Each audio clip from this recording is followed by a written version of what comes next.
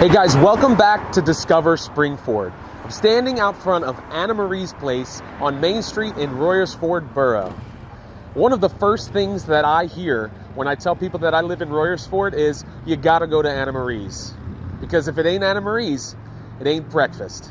I'm Geoff, a local realtor, aspiring actor, and transplant to the Springford area. And I'm on a mission to find the best that Springford has to offer. I'll be interviewing local business owners, civil servants, and other prominent members of the community to find out what makes Springford a great place to live, work, eat, and explore. I invite you to join me on my journey as I discover Springford. Inside, owner Annamarie, believe it or not, that's her real name, is waiting to discuss the history of this place and what it's like to be a part of such a vibrant community in the Springford area. As you guys that have been watching the show know, I'm a recent transplant to the area, and when I told people that I was moving to Royersford, I had two responses. One was, where? And two was, oh, you have to go to Annamarie's. So I'm very excited to be able to meet with you and discuss the history of this place and any visions you have going forward for your involvement. Yeah, no problem. So why don't we start at the beginning, if that's okay? Sure. Tell us a little bit about your backstory, childhood, grew up, and how you ended up launching this place. All right. My parents, I was born in Upper Darby, and as the neighborhood we lived in got worse, they wanted to move out here to the country. It was the country back then. It's interesting, not to interrupt you, but quite a few of our guests on this show have grown up in that area. Mm-hmm. Mike McCloskey grew up in that area. Jim Buckman of Stickman Brews also is from that area. So it's kind of funny that there's been that continuing line. But anyway, continue. Sorry. So they moved. I grew up 8 blocks from the restaurant. Oh, really? Yeah, and they moved here when I was 3.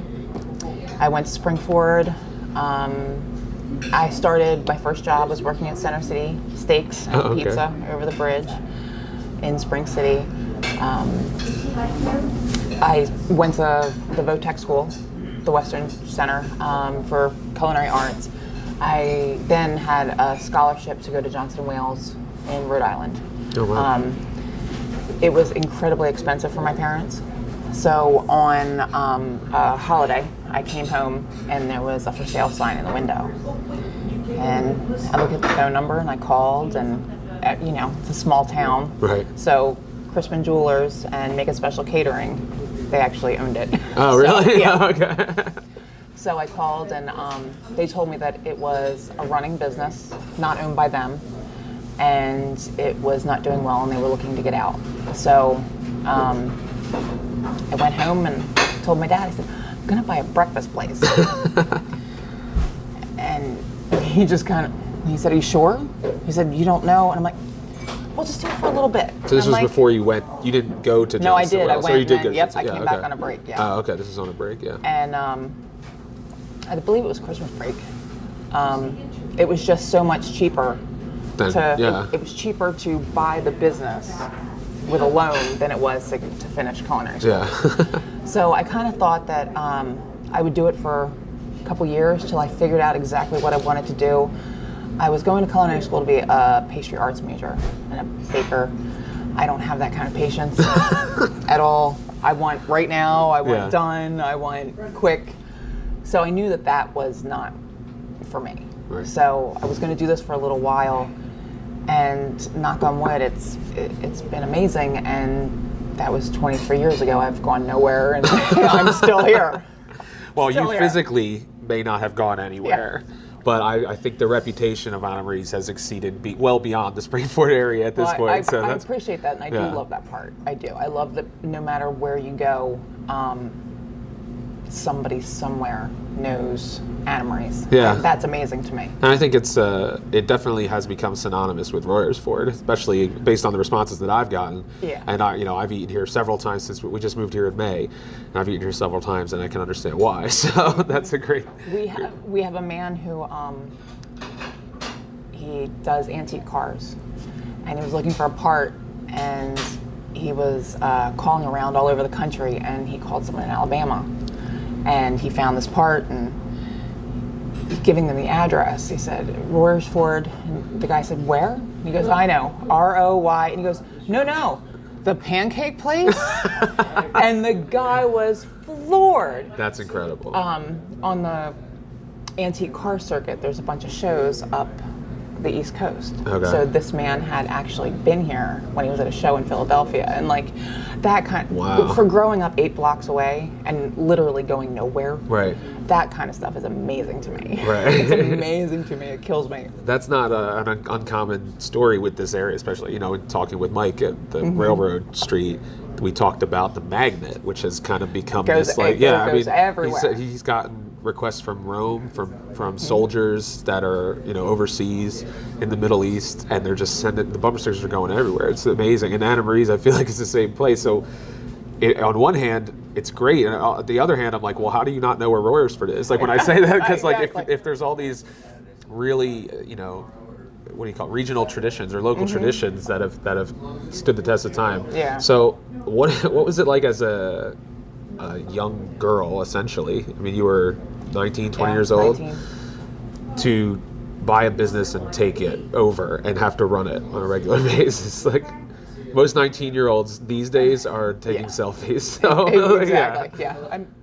I missed that part altogether. Yeah, there was no selfies, there was no keg parties, Yeah. there was no. I was doing payroll taxes. So. Back in my day, we did payroll taxes Exactly. for fun. I don't know, my parents were always there behind me. They helped me do anything. My father redid the inside of the restaurant. He plastered everything. He painted. They helped me hang lights and all that kind of stuff. And because I didn't know what I was doing, it wasn't that scary because, Right. Again, in my mind, I was like, if it doesn't work, I'll move on to the next adventure and, Right. we'll wing it. So, It's like blissful ignorance. It was. Like I said, now if I knew then what I know now, just the staffing and trying to get help and the hours, it would have terrified me, and I would have never done it. Right. But no, I was really lucky. The fact that we tried it and having their support behind me, that was paramount, because if I was completely on my own, I don't know if I would have made it as far. Right. So.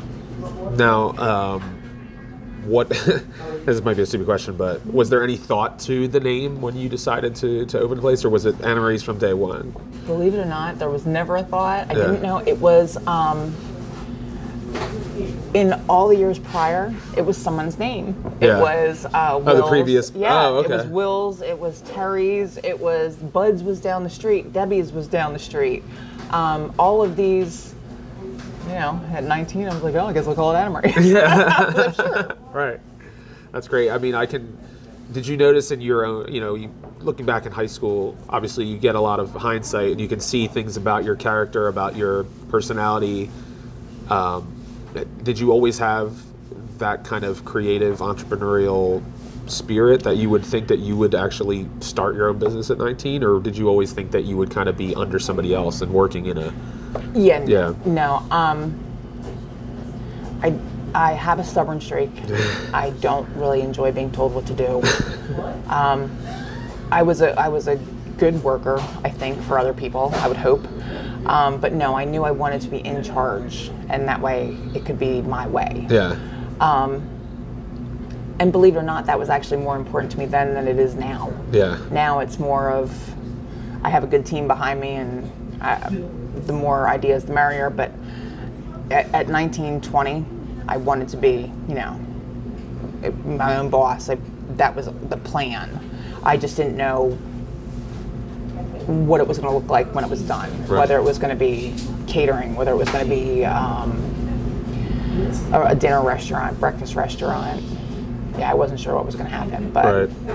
I find it, going back to what you said about how you didn't know any better, so it was kind of better that way. I kind of felt that way when I decided, because I rather later, when I was 30, started to say I can't work for other people anymore. So I didn't know what was available to me. I didn't know what was out there because I'd kind of always grown up in the you're a cog in a giant wheel kind of mentality. Like this is it. You find a job and you do this, and that's forever. You know, and I always really bucked against that and found that. And I thought there was something wrong with me, like I was lazy or I was this or that. And I'm sure there's part of it is that I was a little lazy, but also I think it's amazing how motivated you can be when you care about the work that you're doing. Right. So I think every time I was involved in something that I really cared about, I worked harder than everybody.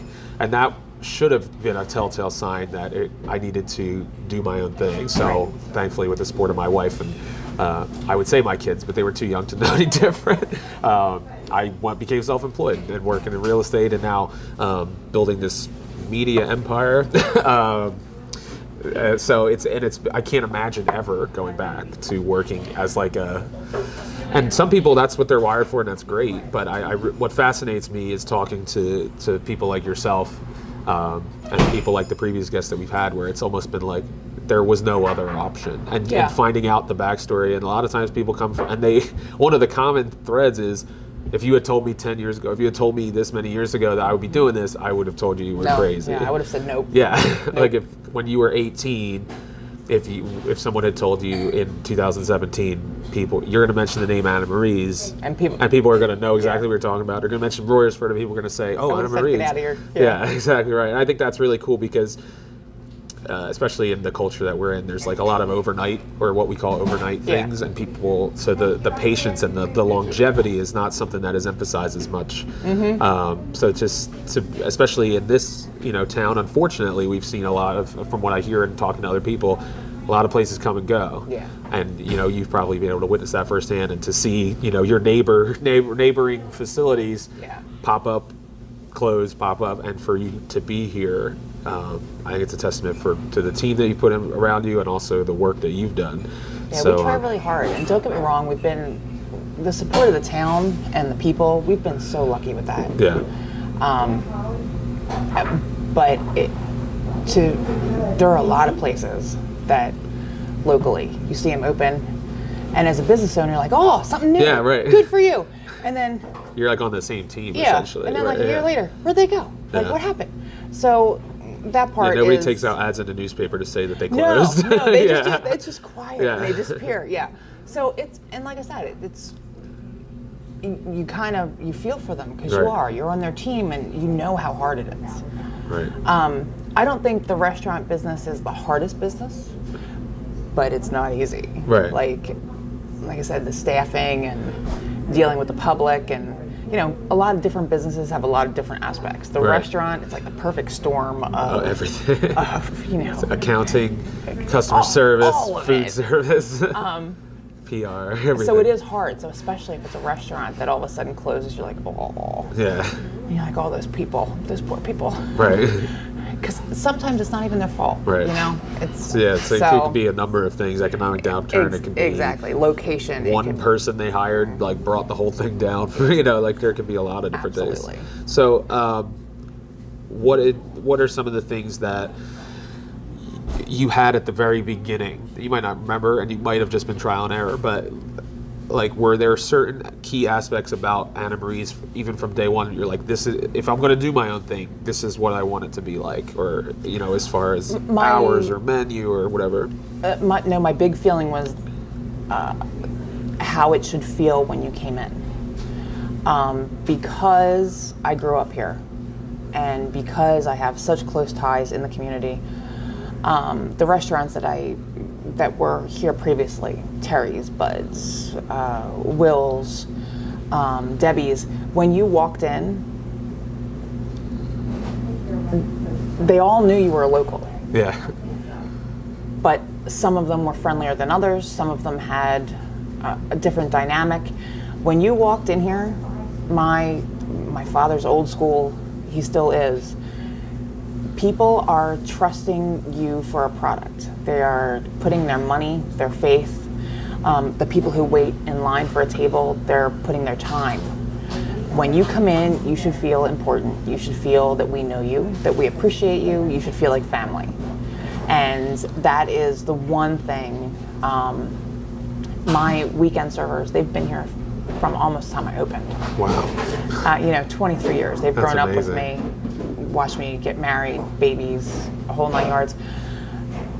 People will come in, and if one of them wasn't here on a weekend, I'm not sure how people would react. Right. Like, it's a family atmosphere, and it's welcoming. Right. And I like it to feel homey. Yeah, that's one of the things that attracted me to this area was when we came, our search continued to go further and further from where we were originally going to look, and it was just like, I kind of have, we've had a very transient life, so to really put down roots has been very important for me and my family.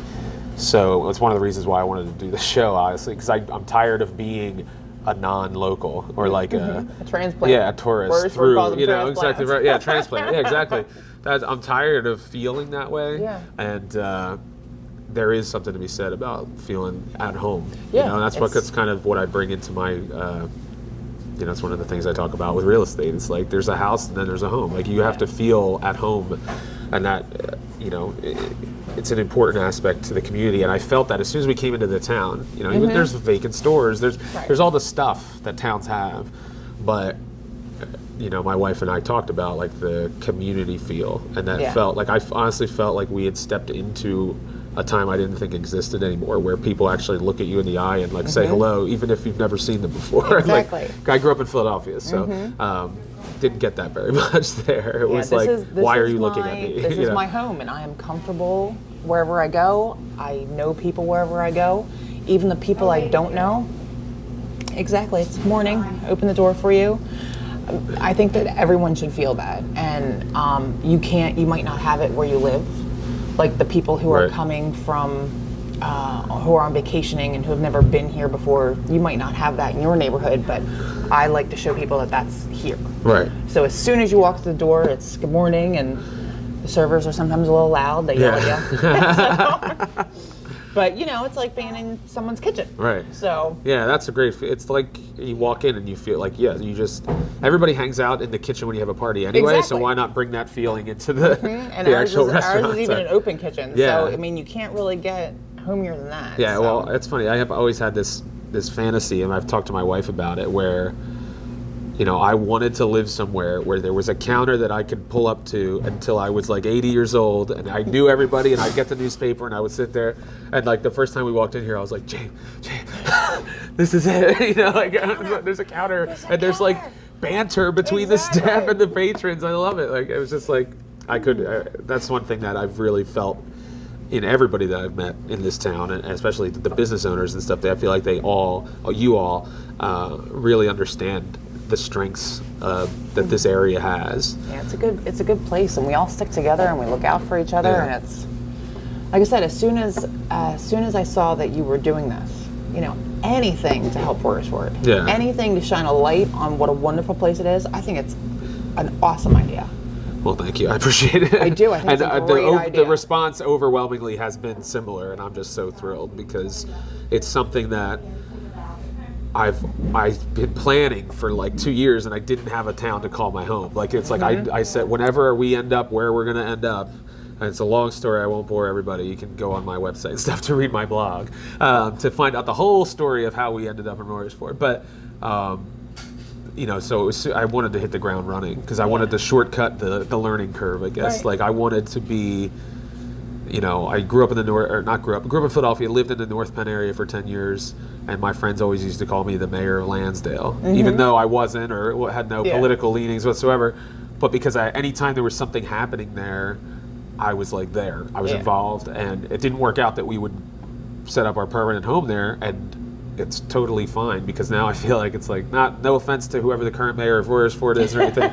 I'm not gunning for your seat, but just that attitude of like I want to go places and I want to meet people and I want to feel at home, and so far the response has been really, really warm and positive, and I really appreciate that. So, no problem. How about any lessons that you learned? I always ask this question of everybody.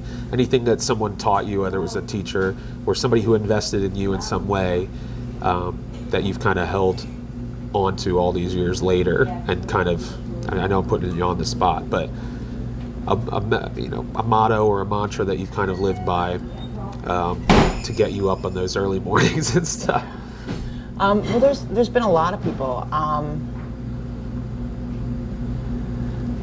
But like I said, I've really been lucky with all of that.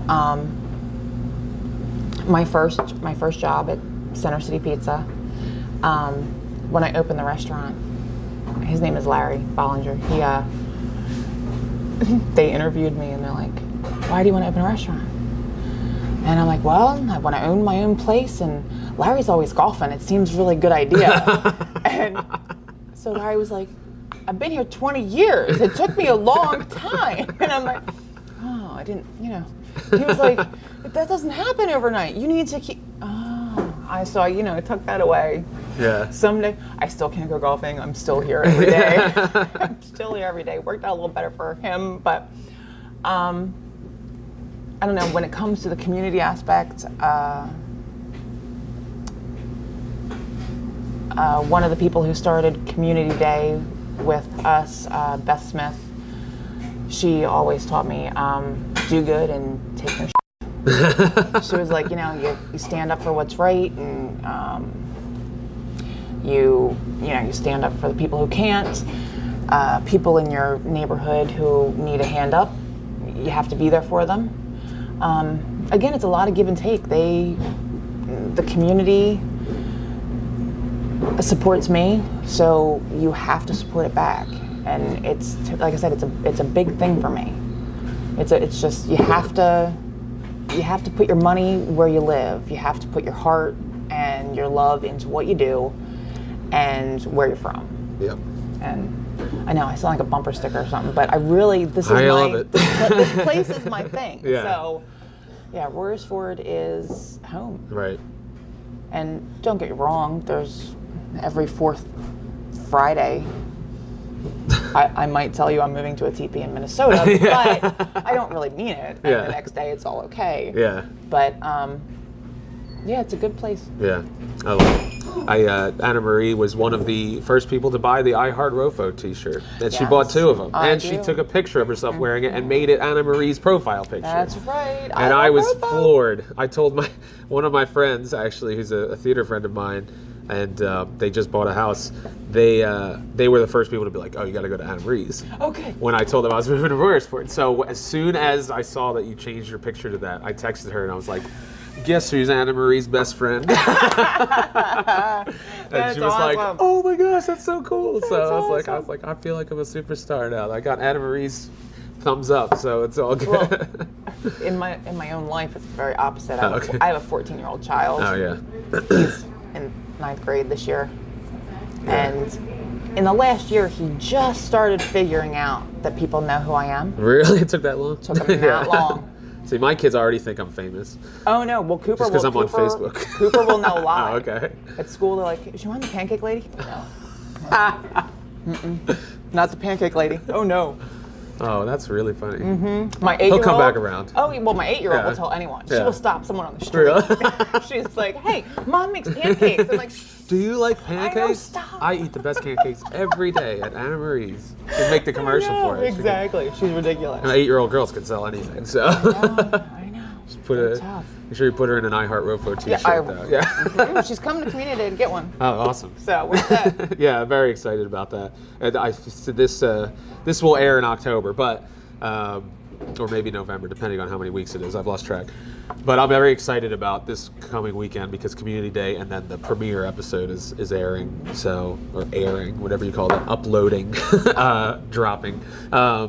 So that's exciting for us in the Desiato household. And what I would say is, if you ever need a line cook, 10 years from now, 20 years from now, that is another fantasy that I've always had. Because I love to... Perfect. I love, like you had said earlier, and I kind of tucked it away when you said, like, I don't have the patience to be like a baker. No, I don't. I am the same. Like, I if I can find ways to cook delicious food very fast. Very fast. Yeah, that's like... I always said that. I was like, oh, it'd be great. Like, I could just... There's, like, this weird, like, escapist mentality where I'm like, if I could just, like, cook some food and just, like, tune everything out, I don't know. I don't know if that would ever happen. But... It We'll may, bring may you- not be far. Or I might just open a hot dog shop right next door to Annamarie's. There you go. To pick up the after people have eaten and We they could need bring those you late in night as snacks. like guest chef of the day. We'll just throw you into it one day. Oh my gosh, that'd be awesome. We can do that. The pancakes will be much smaller. If I make them. That's when my kids came in, we got silver dollar pancakes. They were like the size of normal pancakes, or even bigger than a normal pancake. So Everyone thinks I'm kidding. It's an honest to God truth. When I opened the place, I was like 300 pounds. really, Yeah. I would never imagine I'm a that. foodie. Yeah. I want food. I want big food. I want yummy food. I want it right now. Yeah. I don't want to wait. I don't want anything that has to be too intricately designed. I want yum and I want it now.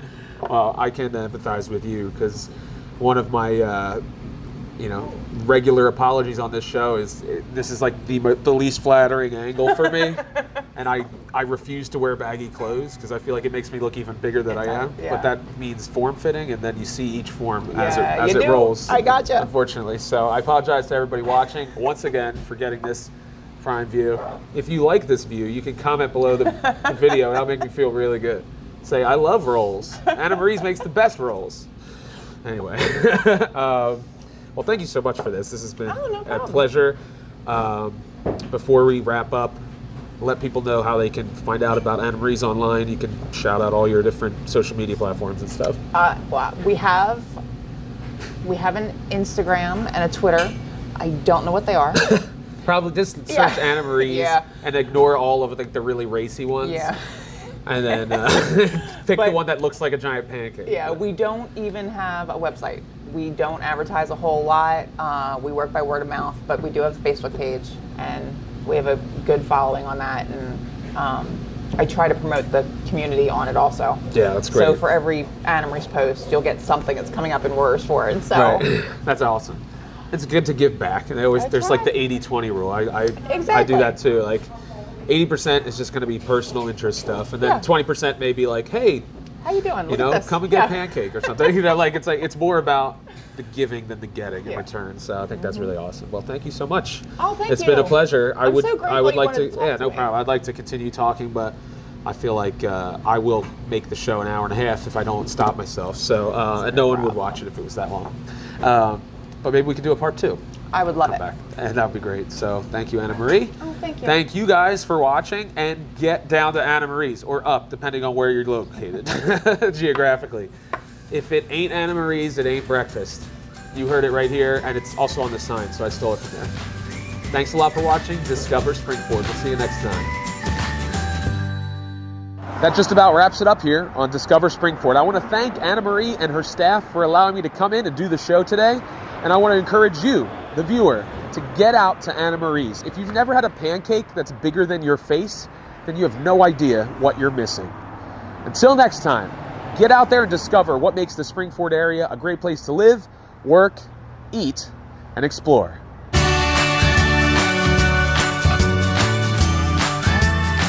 The history of this great place. If you want to eat pancakes bigger than your face, this is the place to be. Until next time, Discover Springford. Remember, it's the magic of editing.